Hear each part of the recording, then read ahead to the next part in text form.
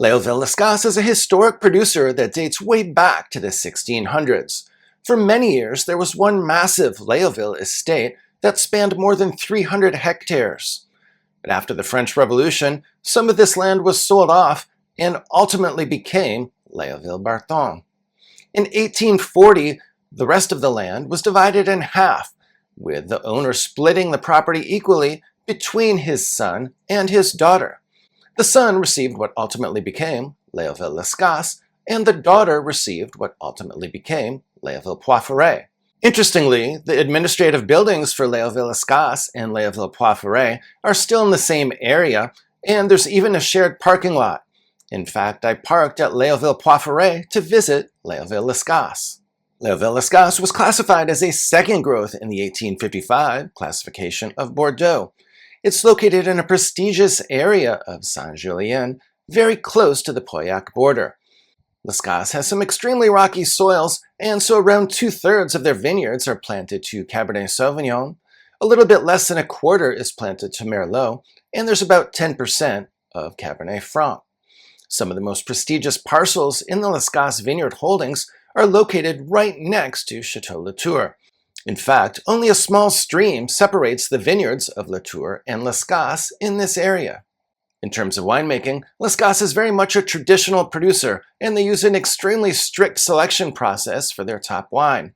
They mature their wine in a high percentage of new French oak for around 18 months or so, but of course the precise amount of new French oak, as well as the length of the maturation, will vary a bit from vintage to vintage.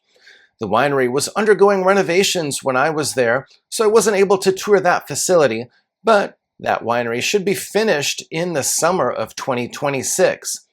Beginning with the 2026 vintage, Las Cases should be able to use much more precision in its winemaking.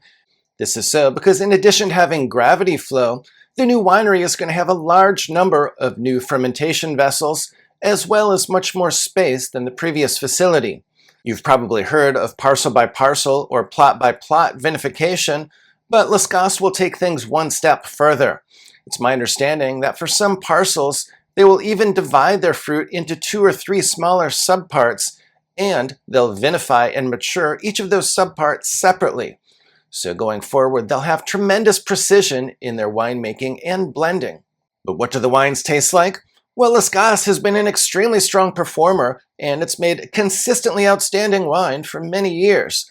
Even in the challenging 2021 vintage, Las Cases produced an excellent wine. The fruit profile tends to be a little bit dark, so you'll typically find blackberry and black currant. The wines are also a little bit reticent in their youth, so you're not going to get a lot of flashy, flamboyant, or expressive fruit when these wines are young. When they're young, a lot of the vintages can have some serious structure and firm tannins.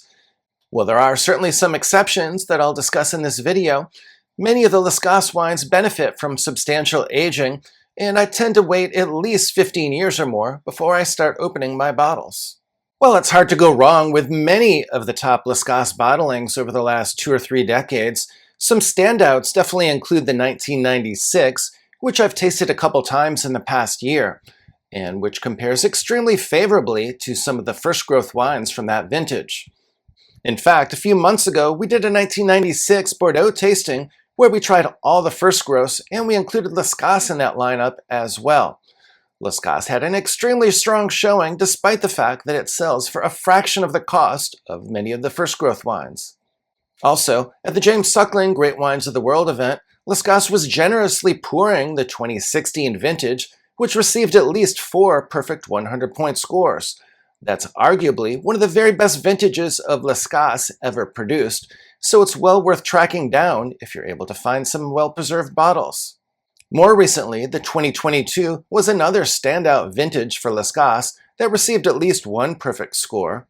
But as mentioned, Las Cases also made a very strong wine in 2021, and that's a vintage that's not going to require nearly as much age before you can enjoy it. And better still, I found that one selling for around $150 less per bottle than the 2022 vintage. So certainly excellent relative pricing for the 2021 Las Cases as well. While there's very few vintages of Las Cases that I have not enjoyed, some other standouts include 1986, 1990, 2000, 2009 and 10, 2015, 18, 19, and 20, and most recently, 2023. When I was at the winery, we tasted both the 2001 and the 2017 vintages. I was particularly surprised at how fruit-forward and expressive the 2017 Las Cases was. So that's definitely a wine that you can enjoy sooner rather than later. In fact, not just Las Cases, but many other Bordeaux producers are also pouring their 2017s when you visit, or at other trade events, for example. So that's definitely an earlier drinking vintage in Bordeaux. The 2001 Las Cases was also in a terrific place, and I definitely would not hesitate to open that bottle if you have it in your cellar. If you have any favorite vintages of Leoville Las Cases that you've tried over the years, or if you've had any bottlings recently, please let us know your thoughts in the comments below. In addition to its top wine, Las Cases also makes two other wines that I'll be discussing in this video, the first of which is Clos du Marquis. This is not a second wine, rather it's a second label. This is so because the fruit that goes into this wine is not declassified fruit that does not make it into the top Leoville Las Cases wine. Rather, there's a small walled vineyard that itself has excellent terroir and which produces the fruit that is always included in Clos du Marquis. This vineyard is located near Leoville Barton and Leoville Poifferet. Clos du Marquis definitely bears a resemblance to Leoville Las Cases, but it's a little bit less concentrated. It is still extremely age-worthy though, and I've enjoyed some bottlings that have had more than 20 years or so of age on them, and they're still showing extremely well. This wine has matured in around 40 to 50% new French oak for about 18 months or so, depending on the vintage. This wine also offers tremendous value, and if you shop around, you can often find it for between $60 and $70 per bottle. I found that it definitely benefits from some additional aging. I like to wait at least 10 years after the vintage before I enjoy it, and in fact, when I was at the winery recently, they poured the 2016 Clos du Marquis. That was an extremely impressive wine, and definitely one that punched well above its price point.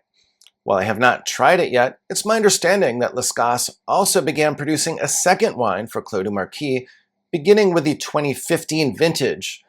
But the third primary wine produced by Las Cases that I'll be discussing in this video is called Le Petit Lion. This is a wine that's been produced by Las Cases since the 2007 vintage. There's several categories of fruit that are included in this wine. First, there's some fruit from some younger vines that aren't yet old enough to be included in the top wine. There's also some parcels that are located in more sandy soils close to the water that are particularly expressive and which are included. And also, there's a high percentage of Merlot included in this wine. As such, it's extremely approachable in its youth, certainly relative to the other Las Cases wines, and you can enjoy it on the younger side, but it's certainly capable of aging 12 to 15 years or more as well. As with Clos du Marquis, this is a wine that you should be able to find for around $60 to $70 per bottle if you shop around. This wine is also a good way for you to get a feel for the house style of Las Cases, particularly if you have not yet tried the Las Cases top wine. If you'd like to learn more about Super Second Bordeaux producers, please be sure to watch this video that's linked above, where I discuss Du Cru Beaucaillou, Pichon Comtesse, Chateau Montrose, and Côte d'Estournel.